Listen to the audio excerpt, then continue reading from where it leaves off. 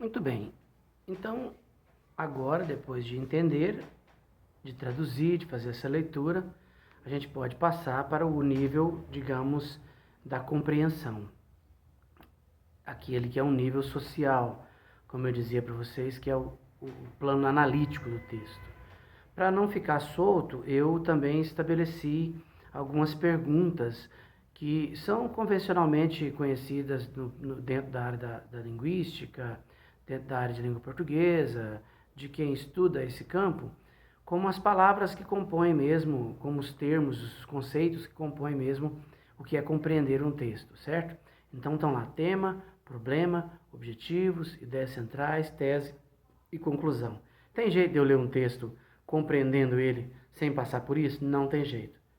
A compreensão, como eu já disse para vocês, é saber o que o texto diz, como ele diz, conforme o que pensou quem escreveu ele, conforme o que quer quem escreveu ele. Então, quando eu leio esse texto, eu não leio ele necessariamente para mim, mas eu leio ele para uma sociedade, para um grupo de pessoas, para um campo de pessoas muito maior, né? Então, o texto está lá para todas as pessoas lerem. Não tem como a pessoa escrever um texto para... às vezes você tem um texto que tem leitor ideal, mas não impede que outras pessoas leiam o texto também. Então eu escrevo um texto para um grupo de pessoas, mas o mundo todo pode ter acesso a ele. Sobretudo, ele pode se tornar um texto de cunho histórico. Gerações após geração podem ler esse texto. Né? Nós não estamos aqui estudando a Alegoria da Caverna, que foi escrito lá pelo Platão, antes de Cristo. Estamos fazendo esse estudo, por que não, né? Ora, então, a compreensão de um texto é a análise dele, é a percepção do projeto da autoria, é o que o autor projetou, o que ele pensou, o que ele planejou, o que ele colocou em prática ali naquele texto. Então, não cabe na compreensão os pormenores da sua subjetividade, do ponto de vista do ego, da individualidade, da crença, da ideologia, essas coisas não cabem agora. Agora você tem que descobrir o que o autor pretende, o que ele quer, como é que ele nos ensina, né? Algo, como é que ele fala sobre algo. É óbvio que você tendo maturidade no tema, você vai fazendo, é como se você tivesse previsão, né, daquilo que está por vir. Ao fazer a leitura de um texto, você vai prevendo o que está por vir, porque você já conhece sobre o tema, tem profundidade sobre o tema, então você tem mais condições de compreendê-lo melhor no tema, no problema, nos objetivos, nas ideias centrais, nos argumentos, na tese e na conclusão. Mas isso é porque você tem mais bagagem, o outro tem menos, o outro tem nenhuma, o outro tem muito mais, então você tem socialmente, digamos, um nivelamento aí da compreensão, da percepção do tema, da percepção do problema, dos objetivos, das ideias centrais, dentro da maturidade de leitura de cada um, é claro. Então, vamos compreender o texto conforme a nossa simplória, né, a nossa diminuída capacidade de compreender um texto com tamanha densidade como é esse texto Tecendo Amanhã. Nós então percebemos da decodificação, passamos pelo entendimento, traduzimos o texto e o entendemos. Aí vem então a pergunta. A pergunta agora não é mais sobre Galo, a pergunta agora é sobre nós, sobre aquilo que nós entendemos no texto. Então vem a pergunta, né? Qual é o tema do texto? Agora não é mais Tecer Amanhã. Agora o tema do texto é a construção do futuro, a construção do que está por vir por meio da força social, por meio do trabalho social, por meio de uma luta em sociedade, correto? É isso que o texto trata. O texto trata do trabalho social construindo um futuro que serve para todos. É disso que o texto fala. Perfeito? Esse é o tema do texto. Qual é o problema que impulsiona o texto? Todo texto é feito a partir da resposta, né? Você quer buscar a partir da pergunta, aliás, né? Que é o problema. Você quer buscar uma resposta. Inclusive, quem faz pesquisa estabelece um problema de pesquisa, que é aquilo que ele quer responder, né? Assim é também na produção de textos. Qual é o problema, né? Qual é o problema estabelecido no texto?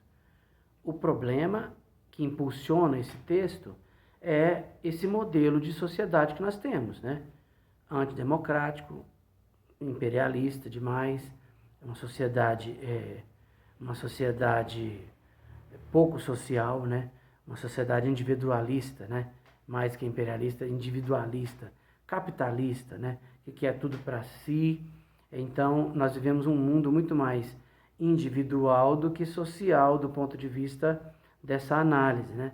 Superar essa individualidade é o problema. O problema, então, é a individualidade, o individualismo, o capitalismo, a visão ensimesmada de tudo que existe. Essa superação se dá a partir do momento em que o autor diz: um homem sozinho não constrói o futuro. Ele não deixa um se, não deixa um talvez. Talvez um homem muito forte construa o futuro sozinho, não. Ele diz: o homem sozinho não constrói o futuro. Por isso que é taxativo, é firme, né? Uma andorinha só não faz verão. Um boi só não puxa carro.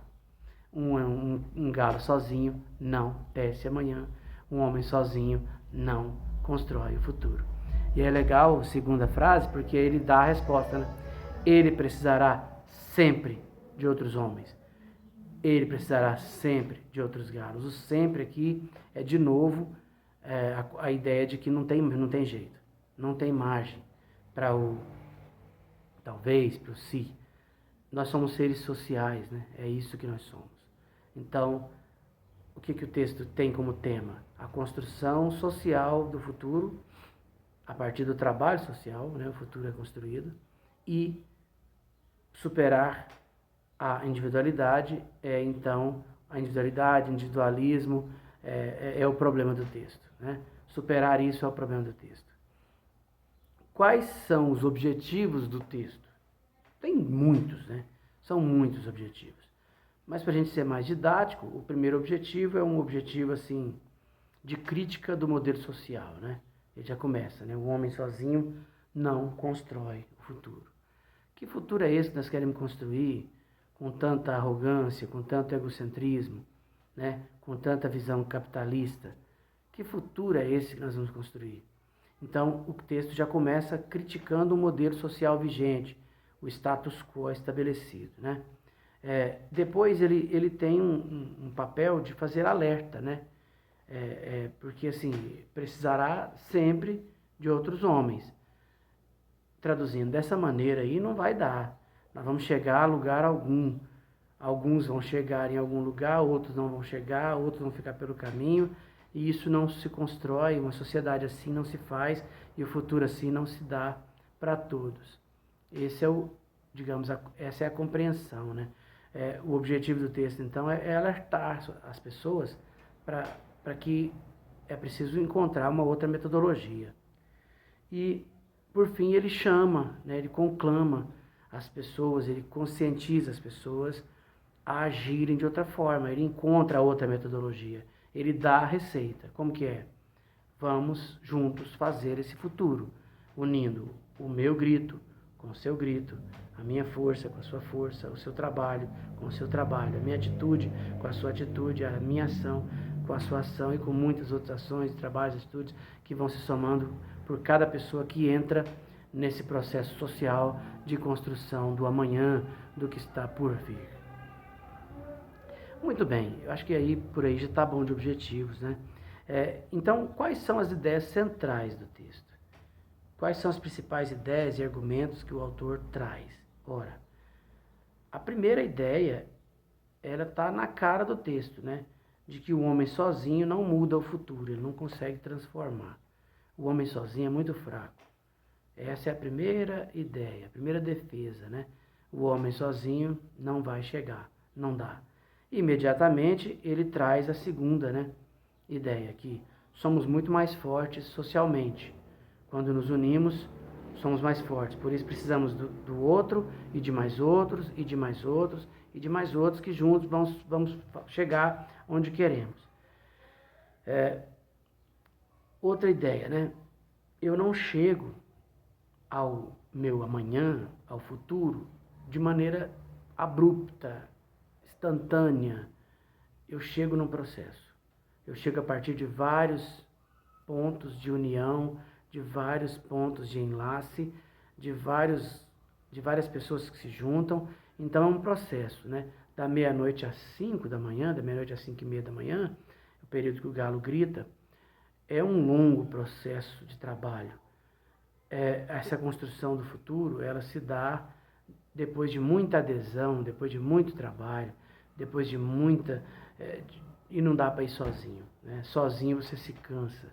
Esse processo é árduo, ele é demorado. O galo sozinho gritando, ele iria terminar feito o Eduardo Costa, né? Feito o Zezé de Camargo agora no final da carreira. Não tem mais voz, né? Acabou. Não dá, o galo não conseguiria, o homem não consegue. E para eu conseguir ter autonomia, é preciso que esse processo se una, né? Sem interesses particulares, né? Outra ideia que o texto traz.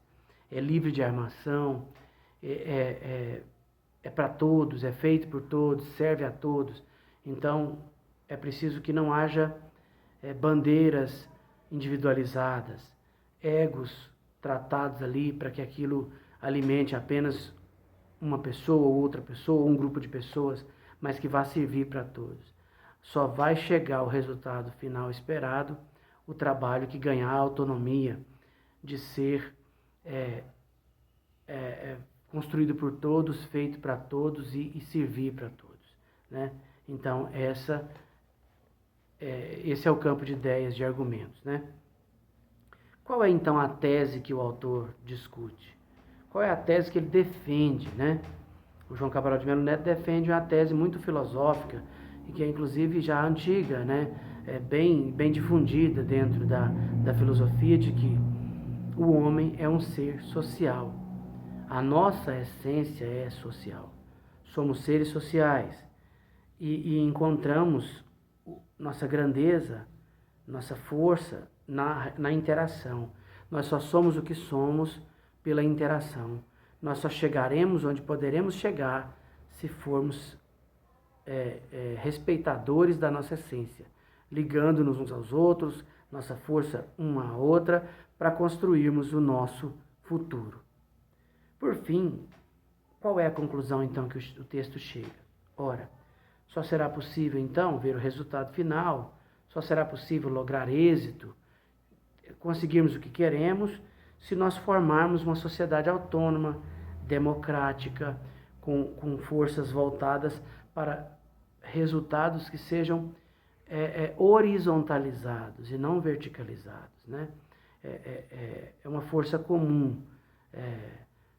Eles vão falar, então João Cabral de Melo Neto era comunista. Talvez fosse, do ponto de vista de um comunismo mais social, né? Mais abrangente, mais honesto para todas as pessoas.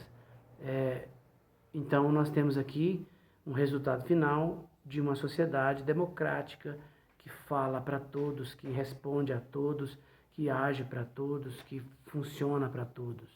É isso a compreensão do texto no tema, no problema, nos objetivos, nas ideias centrais, na tese e na conclusão.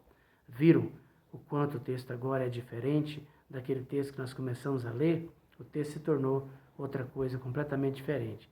E ainda tem surpresas por vir.